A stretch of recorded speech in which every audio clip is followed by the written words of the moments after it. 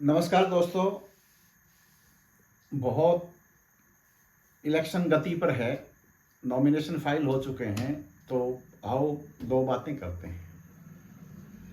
बातें करते हैं भाजपा और संघ की, बातें करते हैं हमारी अपनी, बातें करते हैं हरियाणा प्रदेश की, और बातें करते हैं हमारे भविष्य की। देखो, हमारे बहुत साथी बहुत दिनों से इस बात के लिए उन्होंने लिखा भी है, प्रचार भी किया है कि भाजपा संघ हमारे लिए खतरा है, और निश्चित रूप से खतरा है। मुझे खुशी इस बात की है, आप सबको भी होगी, कि वो जो मोमेंटम हम सब लोग तैयार करना चाहते थे, वो मोमेंटम तैयार हो चुका है। जनता बिल्कुल अडिग है इस बात पर कि भाजपा सरकार को इस प्रदेश से जाना होगा। ये जो 10 साल से जो इन्होंने लोगों के ऊपर जुल्म किए हैं, उस जुल्म का लोगों ने संज्ञान लिया है। आज हालत ये है कि ये लोग बिल्कुल किसी भी 10 हलकों में भी ऐसी जगह नहीं है जहां भाजपा की अपनी स्थिति इस प्रकार की हो कि वो मुकाबले में भी खड़े हो पाए। हालत बहुत बुरी है। अब ये लोग मीडिया के माध्यम से कुछ भी कहते रहे, इनको भी पता है कि तुम्हारा हाल खराब होने वाला है। लोग इन वोटिंग वाले दिन 10 बजे हरा देंगे। अच्छी बात है, और ये हरियाणा प्रदेश के हित की बात है। व्यापारी भी दुखी है, कर्मचारी भी दुखी है, युवा भी दुखी है, छात्र भी दुखी है। सारे वर्ग, पिछड़े वर्ग, शेड्यूल कास्ट, जर्नल, किसान, मजदूर, आप कुछ भी कह लो, सब सारे दुखी हैं। सब इस सरकार को चलता करना चाहते हैं। इस सरकार को चलता करने में अगुवाई किसानों ने की है, मजदूरों ने की है, जिन्होंने इस संसार का सबसे बड़ा आंदोलन दिल्ली में चलाया, हम सब ने देखा। उस मोमेंटम से ये तैयार हुआ है, बहुत लंबे समय के लिए तैयार हुआ है। बहुत खुशी है कि वो मोमेंटम तैयार हो चुका है, और इन लोगों को जाना होगा। और किसानों ने जो संघर्ष किया, सड़कों पे बैठ कर के, गाड़ियां सही, सारी चीज़ें उन्होंने सही, एक आम व्यक्ति ने जो संघर्ष किया, उसका फल ये है कि भाई बीजेपी घुटनों पर है। और घुटनों पर क्या कहूँ, पंजों पर है। घुटनों से भी नीचे जाली बात, वो तो पंजों पर है। अच्छी बात है। बस मैं सिर्फ एक बात और कहने के लिए यहाँ पे आया था। बीजेपी को, इस सरकार के लोगों को इतना कमज़ोर कर दो कि ये लोग अगले 20 सालों तक भी ना उठ पाएं, क्योंकि इन लोगों का षड्यंत्र दूसरा था। जो एस्टेब्लिश चीज़ें हैं, उन सबको ये सैबोटाज करना चाहते थे। हरियाणा प्रदेश के ही नहीं, देश के भाईचारे को खराब करना चाहते थे।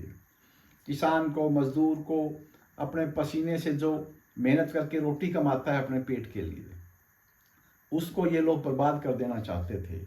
सरमाएदारों को सौंपना चाहते थे। सारे विषय हैं ये, सब सारी चीज, सब चीज़, सब भाई समझते हैं इन चीज़ों को।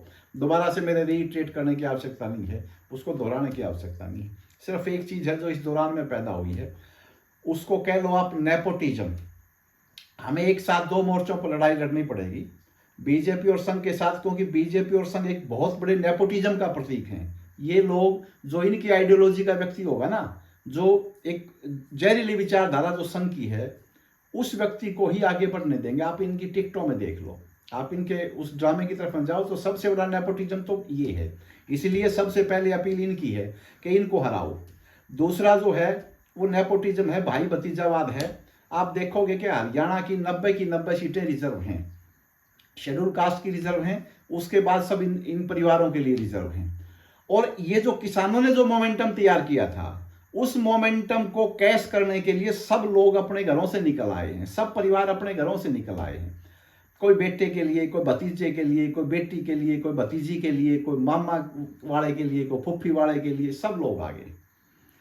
किसी परिवार के इतने हल्के रिजर्व हो गए, कोई 3 में लड़ रहा है, कोई 5 में लड़ रहा है, कोई 15 में लड़ रहा है, कोई और ज़्यादा बड़ा है वो और अलग अलग जगह लड़ रहा है। मतलब सब रिजर्व कर लिए। और मैं सब साथियों से ये कहता हूँ कि आप एक भी हल्का हरियाणा में ऐसा बता दो जिसमें कोई ना कोई राजघराने का व्यक्ति चुनाव नहीं लड़ रहा हो। अब साथियों, ये हमारी अपनी अगली अगली लड़ाई है जो नेपोटिज्म के विरुद्ध लड़नी है।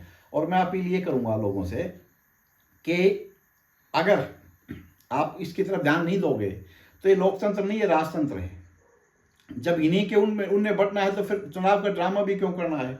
ये लोग तय कर लें कि भाई किसको कौन से परिवार से कौन विधानसभा में जाएगा और उसकी लिस्ट दे दें और वो विधानसभा में बैठ जाए। फिर इसका क्यों करना? आम आदमी को तो सिर्फ इतना है कि एक दिन जाओ, बटन दबा के वापस आ जाओ और घर बैठ जाओ, खिचड़ी खा के सो जाओ।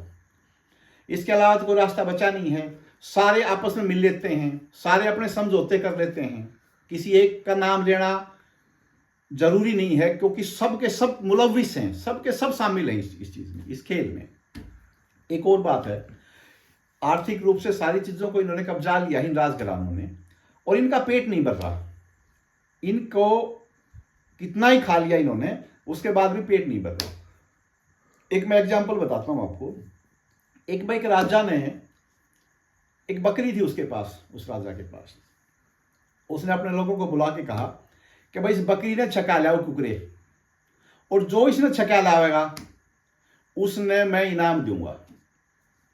अब जी बकरी ने वो छका की लावे तो बकरी तो कदे थकती ही नहीं, वो तो छका ही को नहीं कदे भी। वो राजा फिर उसने कुछ खुआवे तो वह फिर खा ले, मतलब उसको कितना ही खिला लाओ बाहर, वह मिंगनी कर दे और राजा जब खुआवे तो खा ले।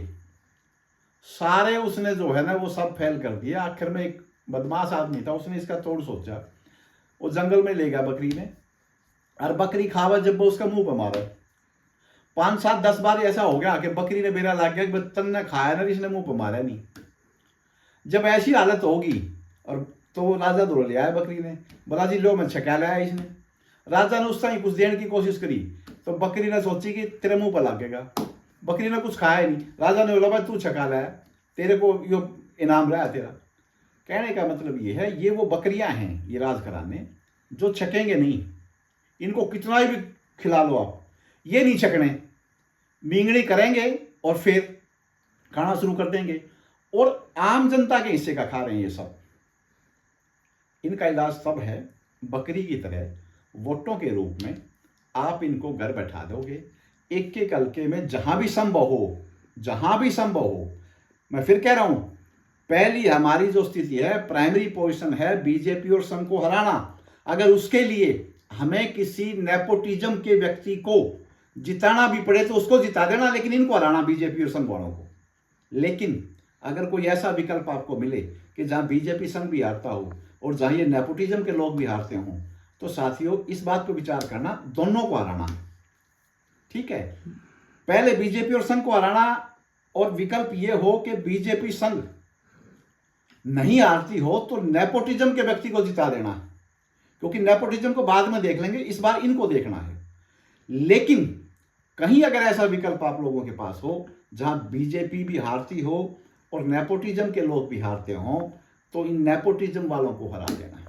नेपोटिज्म से मेरा मतलब ये है कि जो पॉलिटिकल डायनेस्टी बन गई, जो राजघराने बन गए, जिसके बाप दादा मंत्री थे, वो नेपोटिज्म है। कुछ लोग ऐसे आए हैं कि भाई जिन्होंने अबंडेंट अमाउंट में बहुत ज़्यादा मात्रा में पैसा कमा करके लोगों के बीच में आए हैं, पैसा बांट करके, शराब बांट करके वो लोग आगे बढ़ने की कोशिश में हैं। हालांकि ये लोग, कुछ एक लोग जो है वो इस प्रकार के हैं कि जो पॉलिटिकल डायनेस्टी से नहीं रखते। वो एक तीसरा विषय है, उनको फिर बाद में देखेंगे। फिलहाल तो पहला बीजेपी, दूसरा नेपोटिज्म। इसके ऊपर युवा साथियों को सोचने की जरूरत है, क्योंकि अगर इस विषय पर नहीं सोचा तो भाई इनके घरों के सामने डी ग्रुप की नौकरियां बांटते रहना। और भाई वो बात है, किसान का बेटा हल चलाते रहना, मजदूर का बेटा कस्सी उठा के, तसले उठा के किसी के मकान की चढ़ाई पर, किसी के खेत में डोड़ा बांध दियो कि तो और करियो। और कोई विकल्प नहीं है। आर्थिक रूप से सारा ये खींच लेंगे, तुम्हें ये काम भी नहीं मिलेगा, डोड़े बांधने का काम नहीं मिलेगा, ताशवे गिरने का काम नहीं मिलेगा, क्या भी काम नहीं मिलेगा। बेरोजगारी बहुत बुरे तरीके से फैल गई। वो इसलिए फैल गई कि देश के रोजगार को कुछ लोगों ने कब्जा लिया। राजनीति उनकी, पैसा उनका, सब कुछ उनका। इस बात पे सोचना पड़ेगा। पहले बीजेपी को मारो, ये नहीं बचनी चाहिए, और उसके बाद मौका मिले तो नेपोटिज्म वालों को भी निपटाना शुरू कर दो, क्योंकि अब समय आ गया है इन लोगों को निपटाया जाए। नमस्कार दोस्तों।